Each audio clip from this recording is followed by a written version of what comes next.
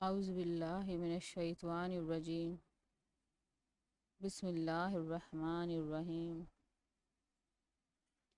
ان لوگوں نے اللہ کا بہت غلط اندازہ لگایا جب کہا کہ اللہ نے کسی بشر پر کچھ نازل نہیں کیا۔ ان سے پوچھو، پھر وہ کتاب جسے موسیٰ لایا تھا، جو تمام انسانوں کے لیے روشنی اور ہدایت تھی، جسے تم پارا پارا کر کے رکھتے ہو، کچھ دکھاتے ہو اور بہت کچھ چھپا جاتے ہو، اور جس کے ذریعے سے تم کو وہ علم دیا گیا جو نہ تمہیں حاصل تھا اور نہ تمہارے باپ دادا کو، آخر اس کا نازل کرنے والا کون تھا؟ بس اتنا کہہ دو کہ اللہ، پھر انہیں اپنی دلیل بازیوں سے کھیلنے کے لیے چھوڑ دو۔ اسی کتاب کی طرح یہ ایک کتاب ہے جسے ہم نے نازل کیا ہے، بڑی خیر و برکت والی ہے، اس چیز کی تصدیق کرتی ہے جو اس سے پہلے آئی تھی، اور اس لیے نازل کی گئی ہے کہ اس کے ذریعے سے تم بستیوں کے اس مرکز یعنی مکہ اور اس کے اطراف میں رہنے والوں کو متنبع کرو۔ جو لوگ آخرت کو مانتے ہیں وہ اس کتاب پر ایمان لاتے ہیں، اور ان کا حال یہ ہے کہ اپنی نمازوں کی پابندی کرتے ہیں۔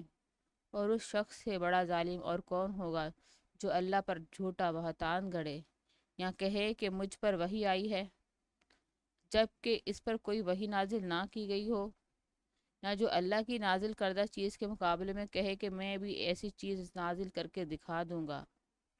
کاش تم ظالموں کو اس حالت میں دیکھ سکو جبکہ وہ سکرات موت میں ڈبکیاں کھا رہے ہوتے ہیں، اور فرشتے ہاتھ بڑھا بڑھا کر کہہ رہے ہوتے ہیں کہ لاؤ نکالو اپنی جان۔ آج تمہیں ان باتوں کی پاداش میں ذلت کا عذاب دیا جائے گا جو تم اللہ پر تہمت رکھ کر ناحق بکا کرتے تھے اور ان کی آیات کے مقابلے میں سرکشی دکھاتے تھے۔ اور اللہ فرمائے گا، لو اب تم ویسے ہی تنہا ہمارے سامنے حاضر ہو گئے جیسا ہم نے تمہیں پہلی مرتبہ اکیلا پیدا کیا تھا۔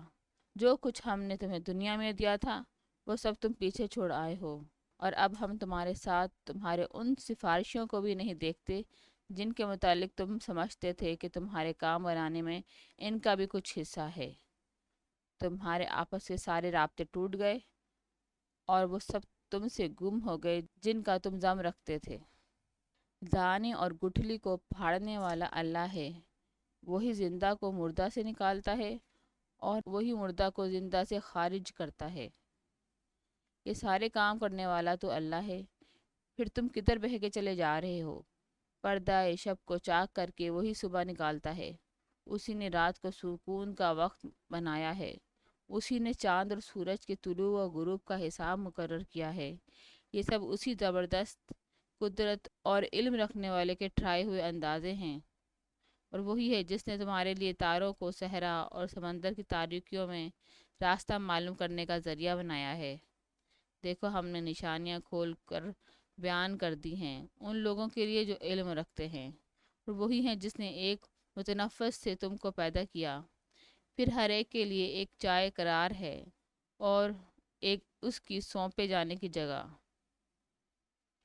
یہ نشانی ہم نے واضح کر دی ان لوگوں کے لیے جو سمجھ بوجھ رکھتے ہیں، اور وہی ہے جس نے آسمان سے پانی برسایا، پھر اس کے ذریعے سے ہر قسم کی نباتات اگائیں، پھر اس سے ہرے بھرے کھیت اور درخت پیدا کیے، پھر ان سے تہ برتے چڑھنے والے دانے نکالے، اور کھجور کے شگوفوں سے پھلوں کے گچھے پیدا کیے جو بوجھ کے مارے چکے پڑتے ہیں، اور انگور، زیتون اور انار کے باغ لگائے جن کے پھل ایک دوسرے سے ملتے جلتے ہیں، اور پھر ہر ایک کی خصوصیات جدا جدا بھی ہیں۔ یہ درخت جب پھلتے ہیں تو ان میں پھل آتے ہیں، اور پھر ان کے پکنے کی کیفیت ذرا غور کی نظر سے دیکھو، ان چیزوں میں نشانیاں ہیں ان لوگوں کے لیے جو ایمان لاتے ہیں۔ اس پر بھی لوگوں نے جنوں کو اللہ کا شریک ٹھہرا دیا، حالانکہ وہ ان کا خالق ہے، اور بے جانے بوجھے اس کے لیے بیٹے اور بیٹیاں تصنیف کر دیں، حالانکہ وہ پاک ہے، بالا تر ہے ان باتوں سے جو یہ لوگ کہتے ہیں۔ وہ تو آسمانوں اور زمینوں کا معجد ہے، اس کا کوئی بیٹا کیسے ہو سکتا ہے جبکہ کوئی اس کا شریک زندگی ہی نہیں ہے۔ اس نے ہر چیز کو پیدا کیا ہے اور وہ ہر چیز کا علم رکھتا ہے۔ یہ ہے اللہ تمہارا رب، کوئی خدا اس کے سوا نہیں ہے، ہر چیز کا خالق، لہذا تم اس کی بندگی کرو اور وہ ہر چیز کا کفیل ہے، نگاہیں اس کو نہیں پا سکتیں، وہ نگاہوں کو پا لیتا ہے، وہ نہایت باریک بین اور باخبر ہے۔ دیکھو تمہارے پاس تمہارے رب کی طرف سے بصیرت کی روشنی آ گئی ہیں، اب جو بینائی سے کام لے گا اپنا ہی بھلا کرے گا، اور جو اندھا بنے گا خود نقصان اٹھائے گا۔ میں تم پر کوئی پاسبان نہیں ہوں۔ اس طرح ہم اپنی آیات کو بار بار مختلف طریقوں سے بیان کرتے ہیں، اور اس لیے کرتے ہیں کہ یہ لوگ کہیں تم کسی سے پڑھ آئے ہو، اور جو لوگ علم رکھتے ہیں ان پر ہم حقیقت کو روشن کر دیں۔ اے محمد صلی اللہ علیہ وآلہ وسلم، اس وحی کی پیروی کیے جاؤ جو تم پر تمہارے رب کی طرف سے نازل ہوئی ہے، کیونکہ اس ایک رب کے سوا کوئی اور خدا نہیں ہے، اور ان مشرکین کے پیچھے نہ پڑو۔ اگر اللہ کی مشیت ہوتی تو وہ خود ایسا بندوبست کر سکتا تھا کہ یہ لوگ شرک نہ کرتے۔ تم کو ہم نے ان پر پاسبان مقرر نہیں کیا ہے، اور نہ تم ان پر حوالہ دار ہو۔ اور اے ایمان لانے والو، یہ لوگ اللہ کے سوا جن کو پکارتے ہیں انہیں گالیاں نہ دو، کہیں ایسا نہ ہو کہ یہ شرک سے آگے بڑھ کر جہالت کی بنا پر اللہ کو گالیاں دینے لگیں۔ ہم نے تو اسی طرح ہر گروہ کے لیے اس کے عمل کو خوشنما بنا دیا ہے، پھر انہیں اپنے رب ہی کی طرف پلٹ کر آنا ہے، اس وقت وہ انہیں بتا دے گا کہ وہ کیا کرتے رہے ہیں۔ یہ لوگ کڑی کڑی قسمیں کھا کھا کر کہتے ہیں کہ اگر کوئی نشانی ہمارے سامنے آ جائے تو ہم اس پر ایمان لے آئیں گے۔ اے محمد صلی اللہ علیہ وآلہ وسلم، ان سے کہو کہ نشانیاں تو اللہ کے پاس ہیں، اور تمہیں کیسے سمجھایا جائے کہ اگر نشانیاں آ بھی جائیں تو یہ ایمان لانے والے نہیں۔ ہم اسی طرح ان کے دلوں اور نگاہوں کو پھیر رہے ہیں جس طرح یہ پہلی مرتبہ اس پر ایمان نہیں لائے تھے۔ ہم انہیں ان کی سرکشی ہی میں بھٹکنے کے لیے چھوڑے دیتے ہیں۔ اگر ہم فرشتے بھی ان پر نازل کر دیتے اور مردے ان سے باتیں کرتے اور دنیا بھر کی چیزوں کو ہم ان کی آنکھوں کے سامنے جمع کر دیتے، تب بھی یہ ایمان لانے والے نہ تھے، الا یہ کہ مشیت الہی یہی ہو کہ وہ ایمان لائیں، مگر اکثر لوگ نادانی کی باتیں کرتے ہیں۔ اور ہم نے تو اسی طرح ہمیشہ شیطان انسانوں اور شیطان جنوں کو ہر نبی کا دشمن بنایا ہے، جو ایک دوسرے پر خوش آئند باتیں دھوکے اور فریب کے طور پر القا کرتے رہتے ہیں۔ اگر تمہارے رب کی مشیت یہ ہوتی کہ وہ ایسا نہ کرے تو کبھی نہ کرتے، بس تم انہیں ان کے حال پر چھوڑ دو کہ اپنی افترا پردازیاں کرتے رہیں۔ یہ سب کچھ ہم انہیں اس لیے کرنے دے رہے ہیں کہ جو لوگ آخرت پہ ایمان نہیں رکھتے ان کے دل اس خوشنما دھوکے کی طرف مائل ہوں، اور وہ اس سے راضی ہو جائیں اور ان برائیوں کا ارتکاب کریں جو ان کا ارتکاب وہ کرنا چاہتے ہیں۔ پھر جب حال یہ ہے تو کیا ہمیں اللہ کے سوا کوئی اور فیصلہ کرنے والا تلاش کروں؟ حالانکہ اس نے پوری تفصیل کے ساتھ تمہارے طرف کتاب نازل کر دی ہے، اور جن لوگوں کو ہم نے تم سے پہلے کتاب دی تھی وہ جانتے ہیں کہ یہ کتاب تمہارے رب ہی کی طرف سے حق کے ساتھ نازل ہوئی ہے، لہٰذا تم شک کرنے والوں میں شامل نہ ہو۔ تمہارے رب کی بات سچائی اور انصاف کے اعتبار سے کامل ہے، کوئی اس کے فرامین کو تبدیل کرنے والا نہیں ہے، اور وہ سب کچھ سنتا اور جانتا ہے۔ اور اے محمد صلی اللہ علیہ وسلم، اگر تم ان لوگوں کی اکثریت کے کہنے پر چلو جو زمین میں بستے ہیں تو وہ تمہیں اللہ کے راستے سے بھٹکا دیں گے، وہ تو محض گمان پر چلتے ہیں اور کیا سرائیاں کرتے ہیں۔ در حقیقت تمہارا رب زیادہ بہتر جانتا ہے کہ کون اس کے راستے سے ہٹا ہوا ہے اور کون سیدھی راہ پر ہے۔ پھر اگر تم لوگ اللہ کی آیات پر ایمان رکھتے ہو تو جس جانور پر اللہ کا نام لیا گیا ہو اس کا گوشت کھاؤ۔ آخر کیا وجہ ہے کہ تم وہ چیز نہ کھاؤ جس پر اللہ کا نام لیا گیا ہو، حالانکہ جن چیزوں کا استعمال حالت اضطرار کی سوا دوسری تمام حالتوں میں اللہ نے حرام کر دیا ہے ان کی تفصیل وہ تمہیں بتا چکا ہے۔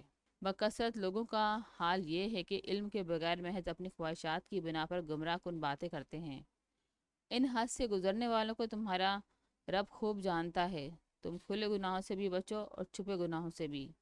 جو لوگ گناہ کا اکتساب کرتے ہیں وہ اپنی اس کمائی کا بدلہ پا کر رہیں گے، اور جس جانور کو اللہ کا نام لے کر ذبح نہ کیا گیا ہو اس کا گوشت نہ کھاؤ، ایسا کرنا فسق ہے۔ شیاطین اپنے ساتھیوں کے دلوں میں شکوک و اعتراضات القا کرتے ہیں تاکہ وہ تم سے جھگڑا کریں، لیکن اگر تم نے ان کی اطاعت قبول کر لی تو یقیناً تم مشرک ہو۔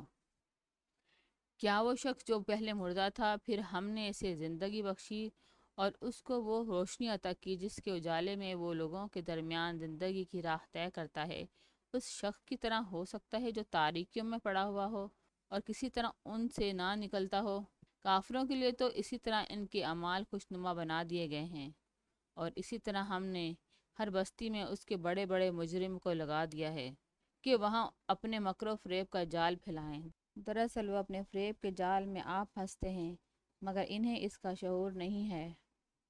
جب ان کے سامنے کوئی آیت آتی ہے تو وہ کہتے ہیں ہم نہ مانیں گے جب تک کہ وہ چیز خود ہم کو نہ دی جائے جو اللہ کے رسولوں کو دی گئی ہے۔